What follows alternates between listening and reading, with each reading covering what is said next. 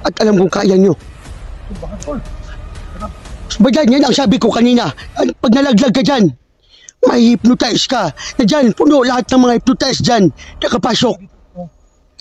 Patibong yan, patibong. Yan. Dito ang patibong. Sando, pag naano dito, Sando, huwag ka papasok dyan. May hypnotize ka. Pumasok ka dito.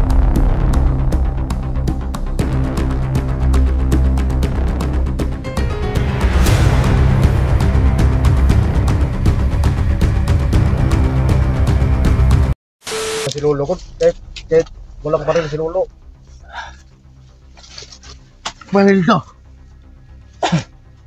Nahilat ka naman. Pero alam ko, Lo, lahat ng mga pinapayo mo sa amin, gagawin talaga namin, Lo. Huwag, ito, paputukin ko. Yeah. Basta may Lolo nga, pakurat ni Lolo. Lolo. Galing. Hindi ko akalain sa mga nangyari. Yan ang papatay ng mga tauhan ng matanda kung sino mang lumalapit sa atin. Umiiba yung pakiramdam ko ngayon. Magpapalapit sa akin. Tol. Magpapalapit sa atin. Nasa likuran natin. Tignan nyo! Ba't natin, Tol? Tol. Si Lolo ba? Gilapyan na ba si Lolo sa... Lahat ng mga pangyayari, lahat ng mga tauhan, nakikita ko. Mas may ipot na tuloy, ayun. Patay namin. Huwag nga tuloy. Patay na yan. Nakabalik ka, Tol? Oo. Good. Umiiba yung pakiramdam ko. Kapag may kalaban, umiinit. Kasi ka talaga, Lo. Nabi ka, Lo.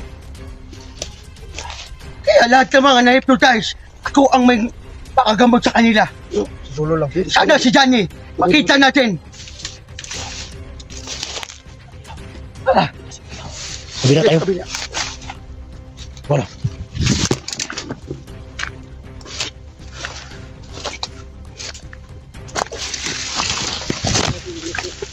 Sabi. Bari na to. Basta-basta. Mariga ang mga kalaban, Tol. Mga kalaban natin ngayon. May agimat sila. Kung mas malakas tayo. At gusto ko ngayon papalapitin lahat ng mga tauhan na yung matanda. Gusto kong magkalaban at magkaharapan kami.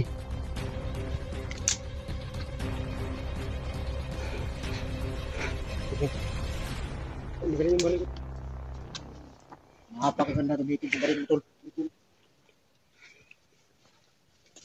Malapit na tayo sa puno. Lo! Ito yung puno yun na. Si Sando, papalapitin natin ngayon doon. Baka may punta siya, Lo. Huwag na pa.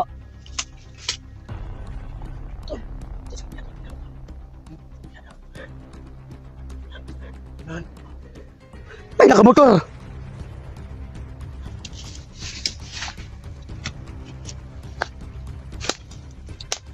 Sige, huwag kang mga dito lang ako. At alam kong kaya nyo. Bakit, Tol? Bayan, yan ang sabi ko kanina.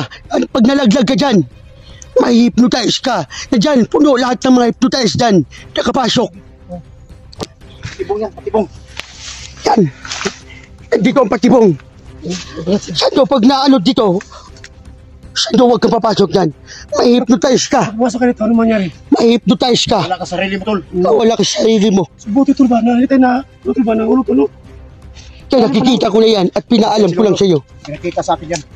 Pero wala si Lolo, hindi natin makikita yan. Kaya kasi Tito Kulto yung pinapasok ko kanina eh. Kasi sobrang panganib ang lugar na to. Ano, buti lang, may ano, nakita ni Badan mo idol ba? Yung, anong tawag nito? Yan ang bitag nila. Patibong. Muna kitawag sa tuwatol na gahong. Gahong ba? Patibong, sa Tagalog, patibong sa Bisaya, gahong. Masulot ka diha. Yan dyan lahat. Masulot ka, anong tawag dyan? May hypnotize ka, puno ng hypnotize yan. At delikado yan, at ayaw na kayo, at makinig kayo sa akin.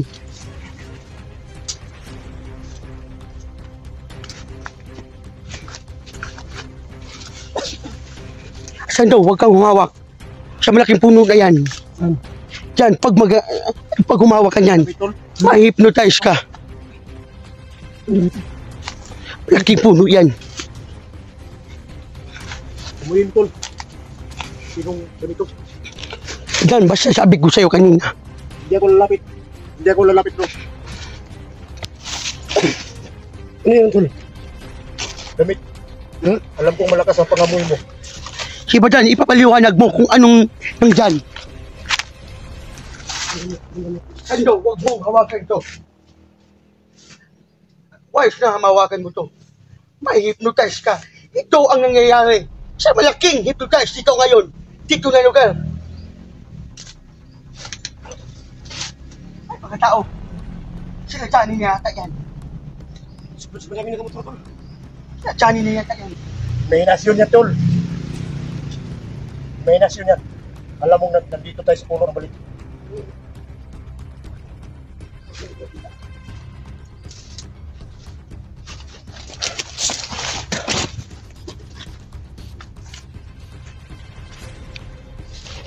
Sando, Lalapit. mag-uorasyon tayo dito ngayon. Hindi yun. Hawak kayo sa kamay ko. Pagluhod kayo. Ito tayo. Ikaw ba, lagay mo na yung baril doon. Gusto niya ng bro.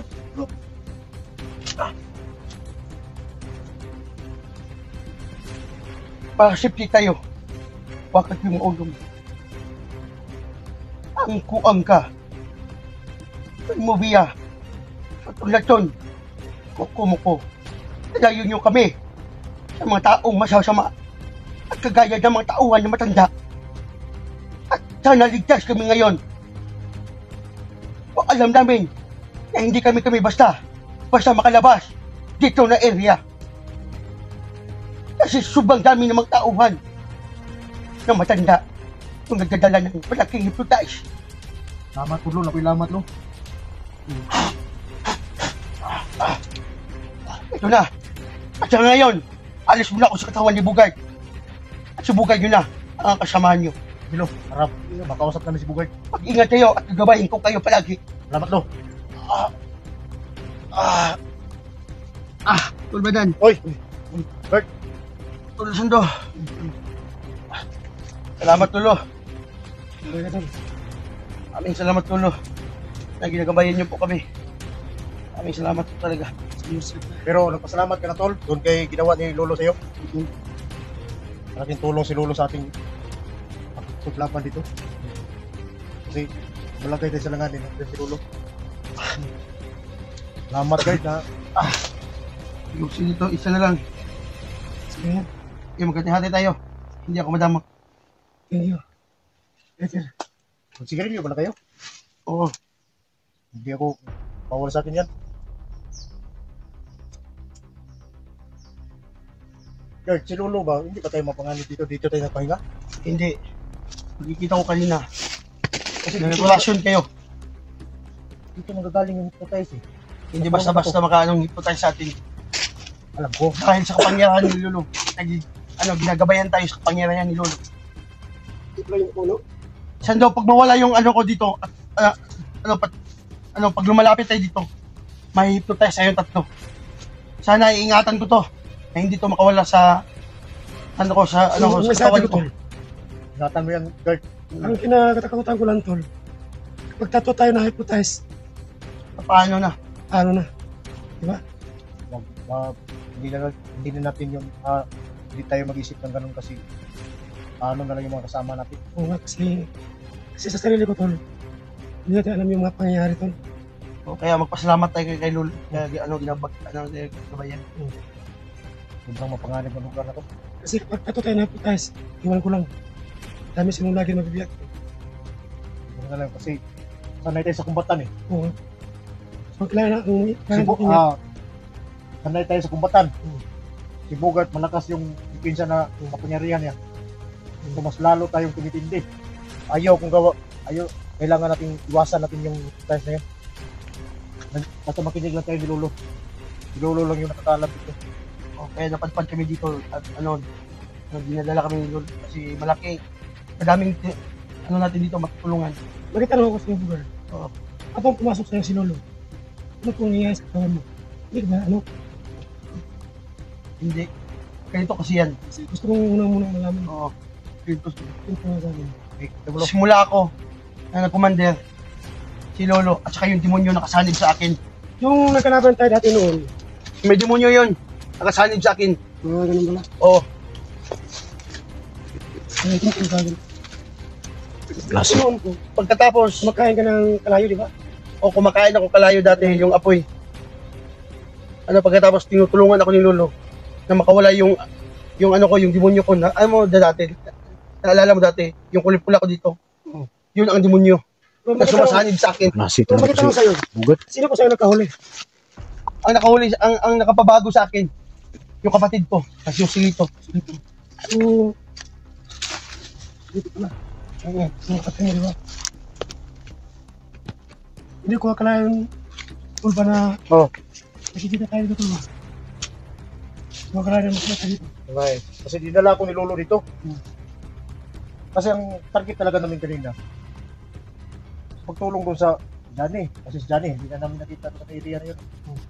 Tapos pag balik nung namin doon sa tutuluyan namin ni Lolo, kani Bugart, umagang-umaga si Lolo yung gumising. Sabi ni Lolo, kailangan isama niya ako dito sa lugar na to para tapusin yung laban ni Dio Culto. Pero alam mo naman na nasagupa ko na yung matanda.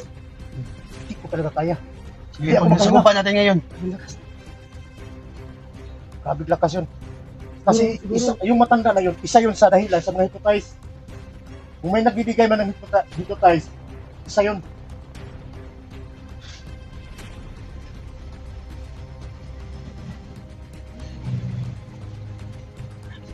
Hindi.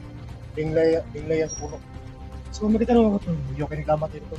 Yung si Marakit. Taga-tagas mo raw. Sa pagkakalam ko, parang ganon yung nangyari. Pero tanong natin kay Lolo. Lo, kailangan natin tanong natin kay Lolo. Si Lolo lang yung nakakalam. Salamat na wala si Marakit. Di ba rin yun? Ito, kakausapin natin ngayon. Usapin natin para yung mga kaibigan kasama natin ba na yung mga nalagay sa langanin, malaman natin. Mga idol, kausapin namin si Lolo tungkol sa mga kaibigan natin. Malakas yung pangamoy ni Lolo doon sa ano eh. Sadyo, narinig ko yung usap ninyo kanina. May cute nakikita ko sa paningin ko. Nakatakas na siya. Yung babae na maganda. Yung maliit, Marakit. Oo, Kasama ko dati. Baklase talaga to si Lolo. Bagay. nakikita ko sa paningin ko ba yan? Dito sinungal. Kaya tagas tulong. Alam niya. Maganda. Totoo naman talaga yung maganda si Maganda na si Marakit ulit. Simula ngayon, hindi na tayo mag-alala ka Maria Cute. May tanong kami Lo doon sa anak ni Duga Lo, kung ano ng sitwasyon niya Lo. Okay lang ba Lo? Okay lang ba yung anak ni Duga Lo?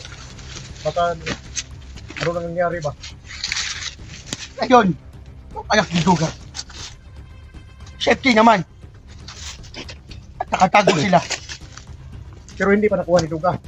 Hindi pa. Tol, hindi pa rin nakuha ni Duga yung anak niya.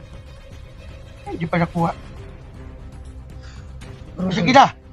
Kasi ka muna mag-usap ni Bugard. Tapos na yung tanong nyo. Tanong pa ko Lo, si Ano? Johnny Lo, hindi pa rin nakabalik Si sa Johnny. sarili niya. Hindi basta-basta si Johnny. Paggamot natin, kapag hindi natin napatay ang matanda, yan ang nadadala ng hipotay sa kanya. Kaya kailangan ng alay. Ang alay sa kanya ay baboy at kulay puti. Asap na nabuhitan ng baboy Lo. Huwag kayong mag-alala.